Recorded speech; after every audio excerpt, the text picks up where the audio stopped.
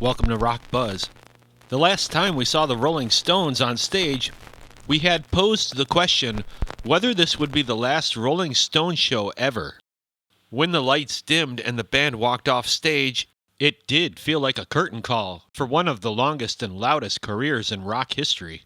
But, as it turns out, the story may not be finished yet. Ronnie Wood has now confirmed that a brand new Rolling Stones album is not only in the works, it's already done. The album will be out next year, with the band even hinting at the possibility of yet another tour to follow.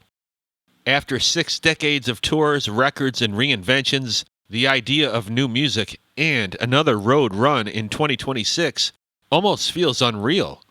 Yet here we are.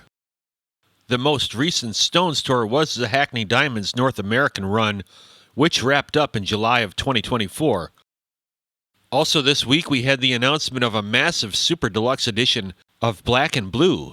Originally released in 1976, it's one of the Stones' most transitional albums, the first with Ronnie Wood as a full member, and a record that split fans with its mix of funk, reggae, and hard rock. Now, nearly 50 years later, Black and Blue is getting a full revival.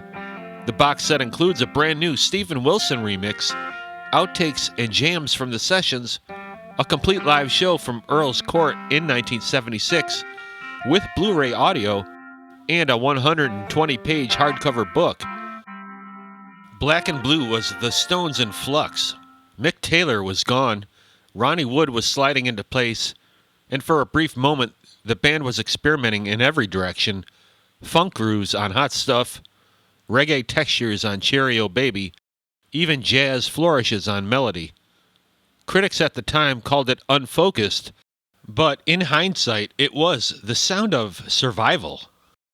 It was, after all, the mid-70s, and the Stones were trying to figure out how they fit, at a time where punk rock was really bubbling up, and disco was unfortunately about to dominate. Black and Blue is definitely a crossroads album for the Stones, but without it, you don't get the leaner, tougher Stones of Some Girls, or the swagger of Tattoo You. The album, in a way, was a bridge between the Stones' eras, and it also mirrors what's happening now. The Stones could have just walked away after releasing their most recent album, Hackney Diamonds, and with another successful tour behind them. But instead, they're choosing to add more chapters to their story. The repackaging of Black and Blue reminds us that the Stones' history is still alive, worth listening to and talking about. It's kind of an interesting phenomena that the Stones don't ever seem to stop. Even Keith Richards has outlived everybody, and the band keeps finding ways to stay alive in the rock business. Fans have been expecting the final bow for decades, but every time it feels near, the Stones get pushed farther down the road, still packing stadiums and performing as good as ever.